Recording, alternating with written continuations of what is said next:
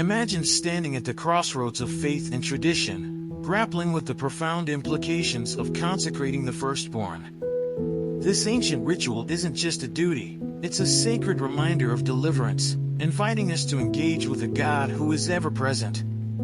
The story of Exodus compels us to reflect on our own sacrifices, the strength we find in prayer, just as Jesus sought solace in the Garden of Gethsemane, and the power of giving, which transcends mere financial contributions.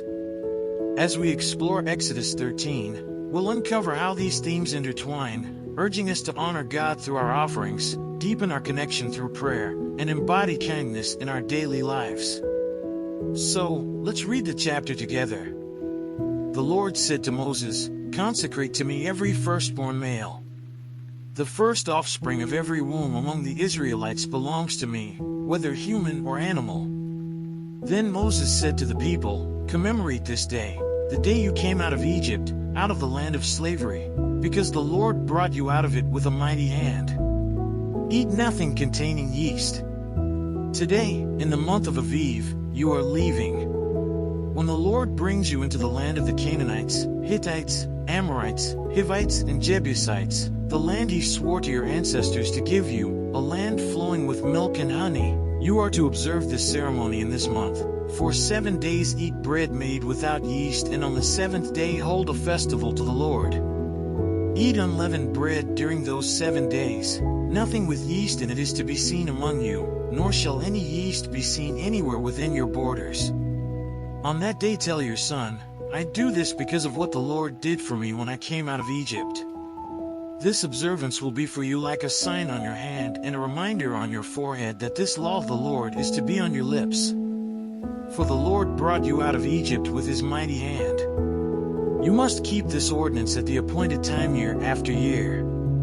After the Lord brings you into the land of the Canaanites and gives it to you, as he promised on oath to you and your ancestors, you are to give over to the Lord the first offspring of every womb.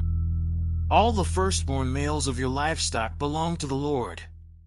Redeem with a lamb every firstborn donkey, but if you do not redeem it, break its neck. Redeem every firstborn among your sons. In days to come, when your son asks you, "What does this mean?" say to him, "With a mighty hand the Lord brought us out of Egypt, out of the land of slavery." When Pharaoh stubbornly refused to let us go, the Lord killed the firstborn of both people and animals in Egypt. This is why I sacrifice to the Lord the first male offspring of every womb and redeem each of my firstborn sons. And it will be like a sign on your hand and a symbol on your forehead that the Lord brought us out of Egypt with his mighty hand.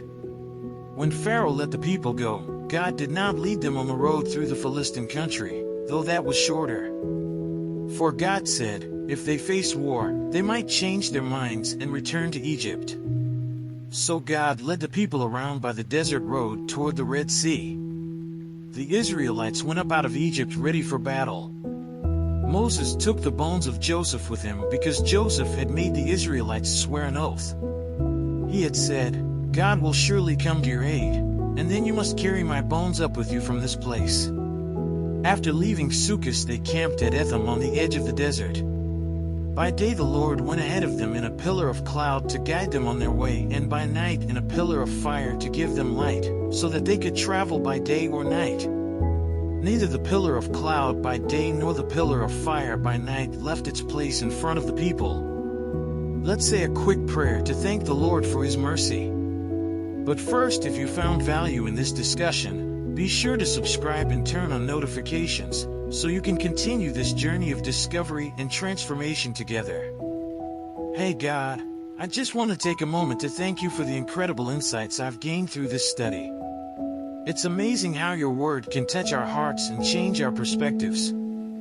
Please help me apply this knowledge in my everyday life, whether it's through prayer, kindness, or honoring you with my actions. Guide me to be a light to others and to remember the lessons of deliverance and generosity. I'm grateful for your presence and support in this journey. Amen. As we reflect on the themes of consecrating the firstborn, the power of prayer, and the significance of giving, the question arises, how will you apply these principles in your life? Each moment presents an opportunity to honor God through your offerings, whether it's through prayer, service, or kindness to others. Are you ready to set aside time for prayer, seeking strength and clarity in your daily decisions? Consider how your acts of generosity can create ripples of kindness in your community, transforming not just your life, but the lives of those around you. And, as always, don't forget to check the last video and learn more about the scriptures.